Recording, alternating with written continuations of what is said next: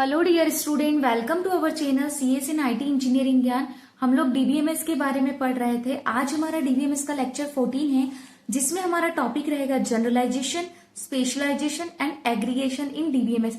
ये बहुत ही important topic है, ठीक है। सो आज हम देखेंगे जनरलाइजेशन का concept with the help of example, specialisation का कंसेप्ट एंड एग्रीगेशन का। कभी कभी इनमें डिफरेंस भी पूछ लिया जाता है और डायरेक्टली क्वेश्चन भी आता है कि ये होता क्या है और हमें इसे डायग्राम के थ्रू एक्सप्लेन करना होता है। तो स्टूडेंट, आप लोग वीडियो को एंड तक जरूर देखना। मैं आपके कॉन्सेप्ट क्लियर करूंगी कि एग्जैक्टली जनरलाइजेशन क्या होता है, स्पेशलाइजेशन क्या होता है, एग्रीगेशन क्या होता है, ठीक है। सो वीडियो को एंड तक जरूर देखना। हम स्टार्ट करते हैं। जनरलाइजेशन क्या होता है? It is a bottom up approach in which two और more entities can be generalized into higher level entities. मतलब क्या होता है जनरलाइजेशन का? कि जनरलाइजेशन एक बॉटम अप अप्रोच होती है जिसमें दो या दो से ज्यादा एंटिटीज को मिलाकर एक हायर लेवल एंटिटीज बनाई जाती है। अगर मैं सिंपल भाषा में आपको समझाऊं तो जब हम एक स्पेसिफिक चीजों को जनरल कैटेगरी में कन्वर्ट करते हैं तो उसे हम जनरलाइजेशन कहते हैं। फॉर एग्जाम्पल के लिए सपोज कार और बाइक दोनों अलग अलग एंटिटीज है, ठीक है। हमारे पास सपोज कार है और एक बाइक है, ठीक है। दोनों अलग अलग एंटिटीज है लेकिन दोनों व्हीकल की कैटेगरी में ही आते हैं ना। है दोनों अलग अलग लेकिन कैटेगरी उनकी क्या है? व्हीकल। तो ये जो होता है ये क्या होता है? जनरलाइजेशन होता है कि जब हम स्पेसिफिक चीजों को जनरलाइज कैटेगरी में कन्वर्ट करते हैं तो उसे हम जनरलाइजेशन कहते हैं, ठीक है। यहां पर आप देखो, मैंने एग्जाम्पल लिया है, ठीक है। सपोज और हम यहाँ पर कंसीडर करते हैं दो एंटिटीज हमारे पास, बाइक और एक और है हमारे पास क्या? कार, ठीक है। So both are types of vehicle. दोनों किसके टाइप है? व्हीकल के टाइप है, ठीक है। अगर हम बात करें इसे एक्सप्लेनेशन की इन सिंपल वर्ड्स तो हम ये बोल सकते हैं कि कार और बाइक दोनों ही एक इजी रिलेशनशिप से कनेक्ट होके एक व्हीकल बन रही है, ठीक है। इस तरह टीचर और स्टूडेंट मिलाकर एक पर्सन कैटेगरी में आते हैं, ठीक है। तो ये क्या होती है? हमारी बॉटम अप अप्रोच होती है जो नीचे से ऊपर की साइड होती है, ठीक है। तो ये बॉटम अप अप्रोच होती है क्योंकि छोटी एंटिटीज को मिलाकर ये एक बड़ी कैटेगरी बनाई, ठीक है।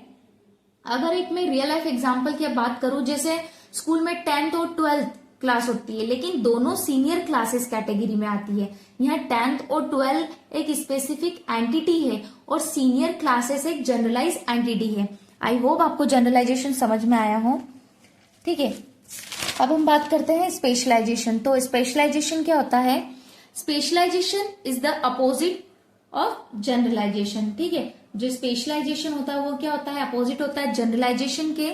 It means dividing a general entity into specialized sub entity. It is a top down approach where the higher level entity is a specialized into two और मोर लोअर लेवल एंटिटीज।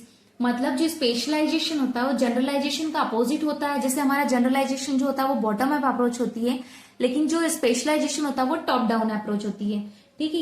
ये specialisation जो होता है just opposite होता है generalization के। यह एक जनरल एंटिटी को डिवाइड करके स्पेशलाइज्ड सब एंटिटीज बनाई जाती है। सिंपल अगर मैं कहूं तो जब हम एक बड़ी कैटेगरी मतलब जनरल कैटेगरी को तोड़कर एक छोटी स्पेसिफिक कैटेगरी बनाते हैं तो उसे हम स्पेशलाइजेशन कहते हैं। ये एक टॉप डाउन अप्रोच होती है, ठीक है। सो अब हम इसे समझते हैं with the help of example, ठीक है। ये टॉप डाउन अप्रोच है, आपको समझ में आ गया, जिसमें हम एक हायर लेवल एंटिटीज को नीचे तोड़कर स्पेशलाइज्ड कैटेगरी में डिवाइड करते हैं। तो यहाँ पर देखो, जो हमारा एम्प्लॉय है, ठीक है, एम्प्लॉय एक जनरल एंटिटी है, ठीक है। एम्प्लॉय हमारी एक जनरल एंटिटी है। इस एंटिटी को हम इंजीनियर और मैनेजर जैसे स्पेशलाइज एंटिटी में तोड़ सकते हैं। ये हमारी टॉप डाउन अप्रोच है, ऊपर से नीचे की साइड, ठीक है। क्योंकि बड़ी एंटिटी से छोटी एंटिटी डिराइव हो रही है। बड़ी एंटिटी हमारी ये है, इससे छोटी एंटिटी डिराइव हो रही है, ठीक है। अगर मैं रियल लाइफ एग्जांपल दूं आपको, बहुत अच्छा एग्जांपल है, ध्यान से सुनना कि डॉक्टर एक जनरल टर्म है लेकिन उसके अंदर जो हमारा कार्डियोलॉजिस्ट है, हार्ट स्पेशलिस्ट जिसे हम बोलते हैं, और न्यूरोलॉजिस्ट जो ब्रेन स्पेशलिस्ट आते हैं, तो ये उसकी कैटेगरी हुई ना। तो जो हमारा डॉक्टर है, ठीक है, ये हमारा डॉक्टर है, ठीक है। डॉक्टर क्या हो गया? एक जनरल टर्म हो गया हमारी, ठीक है। अगर मैं इसमें दो कैटेगरी की बात करूं तो हमारा जो कार्डियोलॉजिस्ट और यहाँ पर मैं बात करूं न्यूरोलॉजिस्ट, तो ये क्या हो गई स्पेसिफिक टर्म, ठीक है। तो यहाँ डॉक्टर, कार्डियोलॉजिस्ट और न्यूरोलॉजिस्ट एक स्पेशलाइजेशन का एग्जाम्पल ही है, ठीक है। अब हम देखते हैं एग्रीगेशन। एग्रीगेशन क्या होता है?